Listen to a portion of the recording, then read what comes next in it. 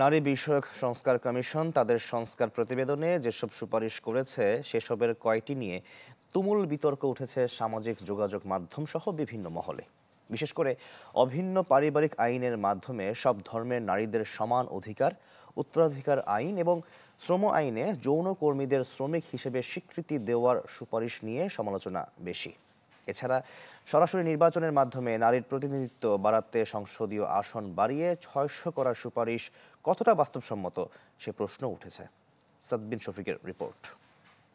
Lily হালাল beauty soap, BSTI কর্তৃক সনদপ্রাপ্ত দেশের প্রথম হালাল বিউটি সোপ। দীপ্তিময় উজ্জ্বল ত্বকের জন্য। গেল ১৯ এপ্রিল প্রধান উপদেষ্টার কাছে ৩১৮ পৃষ্ঠার প্রতিবেদন জমা দিয়েছে নারী বিষয়ক সংস্কার কমিশন। ৪২৩টি সুপারিশের মধ্যে আছে নারীর জন্য সমতা, সুরক্ষা, অর্থনীতিতে অংশগ্রহণ, সম্পদের অধিকার, নিরাপদ অভিবাসন ও জনপ্রশাসনে নারীর অংশগ্রহণের মতো বিষয়গুলো। নারীর প্রতি বৈষম্য দূর করতে সংসদীয় আসন সংখ্যা বাড়িয়ে ৬০০তে উন্নীত করে প্রত্যেকটিতে নারীদের জন্য একটি সংরক্ষিত আসনে সুপারিশ করা হয়েছে। এছাড়া সব খাতে ৬ মাস প্রসূতিজনিত ছুটি এবং ২ সপ্তাহ পিতৃত্বজনিত ছুটি নিশ্চিতের সুপারিশও করা হয়েছে। নারীর প্রতি যে সকল বৈষম্য আছে সেগুলোর বিলুপ্তি চাই। পুরুষরা এতটা এগিয়ে আছে, নারীরা এতটা পিছিয়ে আছে, তাহলে কি সমান হবে ফলাফল? সমান ফলাফল হবে? হবে না। সুতরাং নারীকে আগে এখানে আনতে হলে আমার তাকে কিছু বিশেষ সুবিধা দিতে হবে। নারী বিষয়ক সংস্কার কমিশনের অনেক সুপারিশ প্রশংসিত হওয়ার পাশাপাশি বিতর্ক চলছে কিছু প্রস্তাব নিয়ে।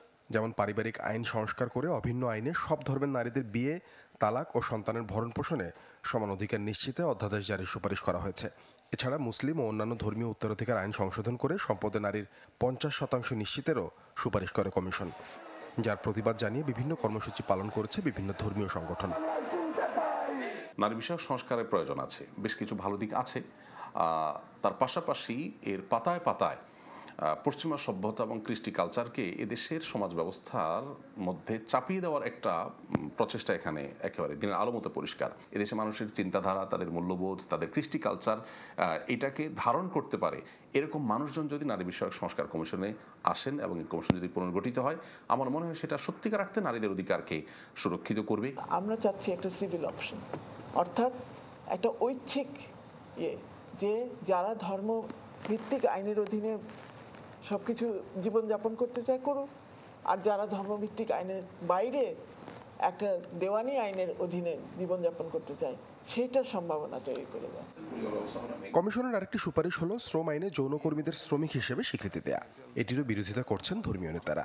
যৌন কর্মী যাদেরকে বলা হচ্ছে, সকল ধর্মগ্রন্থে এটা গৃহীত এবং নিষিদ্ধ এবং এটা এদেশের মানুষ বিশ্বাস করে। আমরা যদি তাদেরকে পুনর্বাসনের চিন্তা করি বা চেষ্টা করি, সেটা সমাজের জন্য যেমন অর্থবহ একটা উদ্যোগ হবে, তাদেরও সেটাই চাহিদা আমি বিশ্বাস করি, অন্তত যাতে করে আমাদের ধর্মের সাথে বিরোধ না হয়। ঢাকা বিশ্ববিদ্যালয়ের সমাজ কল্যাণ ইনস্টিটিউটের অধ্যাপক হাফিজউদ্দিন ভূঁইয়া মনে করেন, নারী বিষয়ক সংস্কারের ভারসাম্যপূর্ণ সমাধান টানতে হবে আলোচনার টেবিলে।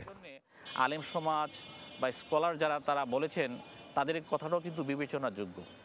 আবার একইভাবে যারা নারী সংস্কার কমিশন যে সুপারিশগুলো তুলে ধরেছেন, তারাও তাদের যে দৃষ্টিকোণ থেকে বৈষম্য বিবেচনায় নিয়ে তারা তুলে ধরেছেন। সুতরাং আমরা যদি দুই জায়গায় থেকে আমরা এটা বাস্তবায়ন করতে যাই, সমাজে আরেকটি কিন্তু ক্রাইসিস তৈরি হবে। এই দুই পক্ষকে বসে সরকারের উদ্যোগে এটাকে সমঝোতায় নিয়ে এসে যাতে করে দুই পক্ষ এটাকে মেনে নেয়। বৈষম্য দূর করতে নারী অধিকারের প্রতি সম্মানের পাশাপাশি সমাজে মানুষের বিশ্বাস ও মূল্যবোধকে আমলে নেয়ার পরামর্শ এই অধ্যাপকের।